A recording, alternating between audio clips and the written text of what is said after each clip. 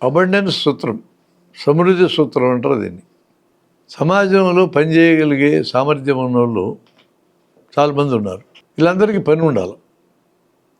వీళ్ళందరూ తమ గవర్నమెంట్ ఉద్యోగాలు కావాలన్నారనుకో, 143 కోట్లు ఉన్న ఈ దేశంలో గవర్నమెంట్ ఉద్యోగాలు ఉండేది 2 కోట్లే.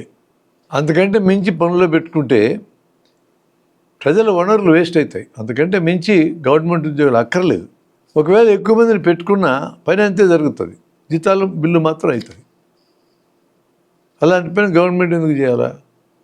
కాబట్టి ప్రజలందరికీ ప్రభుత్వ ఉద్యోగాలు ఇవ్వడం సాధ్యం కాదు, అవసరం కూడా లేదు. కానీ పని చేయగలిగిన సామర్థ్యం ఉన్న ఆ ఏజ్ గ్రూపులు ఉన్న వాళ్ళందరికీ పని అయితే ఉండాలి. ఏదో పని వాళ్ళకి దొరికేటటువంటి పరిస్థితి సమాజంలో ఉండాలా, దేశంలో ఉండాలి.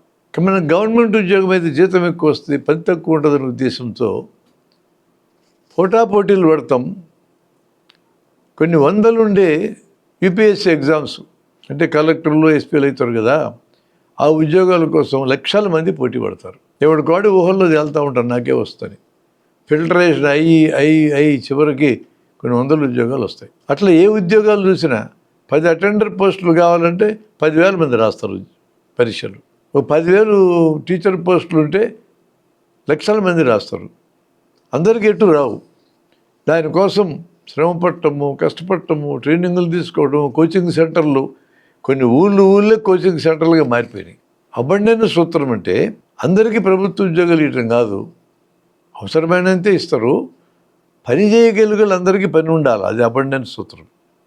పని చేయగలిగే పని లేకపోతే ప్రమాదం ఏంటంటే, ఒక ఇంట్లో 2 పని చేస్తే ఆ కుటుంబం సజావుగా నడిచే పరిస్థితి ఉంటే, ఒకరికి పని లేకపోతే లేదా ఒకరికి పని పోతే ఒకరి జీతంతో కుటుంబం బతకాల. వాళ్ళ కొనుగోలు శక్తి పడిపోతుంది, వాళ్ళ సౌకర్యాలు పడిపోతాయి, వాళ్ళ జీవన ప్రమాణాలు పడిపోతాయి. అందువల్ల సమాజం గౌరవనీయంగా బతకాలంటే అబండెన్స్ సూత్రం అమలు జరగాల. విద్య అందరికీ ఉండాలా, వైద్యం అందరికీ అందాలా. డబ్బున్నోడికి అందే పద్ధతి కాదు, డబ్బులున్న వాళ్ళకి బ్రహ్మాండమైన విద్యాలయాలు, లేనివాడికి వీధి బళ్ళు కాదు. ఒకే రకమైన విద్య, ఒకే రకమైన వైద్యం అందరికీ అందాలా. ఆస్తుల తారతమ్యం అన్ని చోట్లకి వస్తే ఎట్లా? వృద్ధాప్య పెన్షన్లు ఉంటాయి. అబండెన్స్ సూత్రం ఏంటంటే, వృద్ధాప్యం అనేది 60 ఏళ్ళకి వస్తే 60 ఏళ్ళు దాటిన వాళ్ళందరికీ పెన్షన్లు ఇవ్వాలి.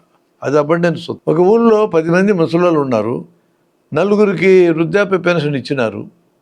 మిగతా వాళ్ళకి రావాలంటే 4 సావాలా. ఇది అబండెన్స్ సూత్రం కాదు.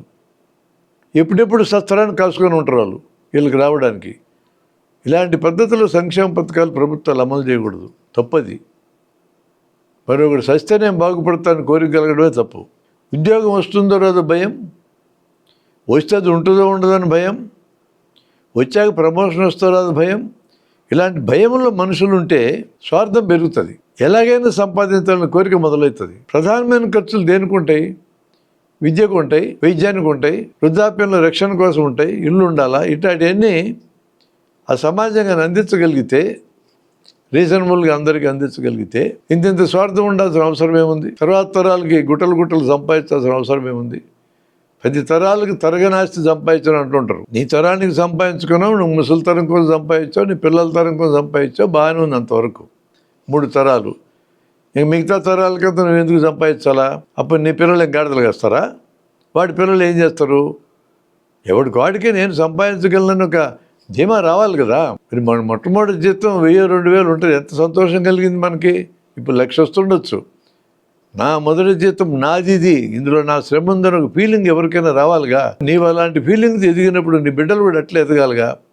వాళ్ళందరినీ మీరు సంపాదించి మూటలు కట్టి డబ్బు ఇవ్వాల్సిన పని ఏంది? నీకు ప్రేమ ఉంటే నీ పిల్లల మీద సంపాదించుకొని గౌరవనీయంగా బతకటానికి అవసరమైన శక్తి సామర్థ్యాలు ఇవ్వాలి. ఎటువంటి సమస్య జీవితంలో ఎదురైనా ఎదుర్కోగలిగే నైపుణ్యాలు ఇవ్వాలి. అది ప్రేమ అంటే. అంతేగాని సెల్ ఫోన్ అడిగితే సెల్ ఫోన్ కొనియడం, మోటార్ సైకిల్ అడిగితే మోటార్ సైకిల్ కొనియడం, డబ్బులు అడిగితే డబ్బులు ఇవ్వడం, నా పిల్లలు ఏమడిగితే అది ఇస్తానబ్బా అని చెప్పుకోవడం కాదు ప్రేమ అంటే. అబండెన్స్ సూత్రంలో ఆలోచించినప్పుడు ప్రతి ఒక్కరికి పని ఉండాలా, ఆ పనిలో వచ్చే ఫలితం అందాలా, అదొక కిక్ ఇవ్వాలా, ఒక ఆనందం ఇవ్వాలి, మనిషికి తృప్తి ఇవ్వాలా. అందువల్ల సమాజంలో అందరూ గౌరవనీయంగా బతకాలి అంటే అందరికీ పని దొరకాలా.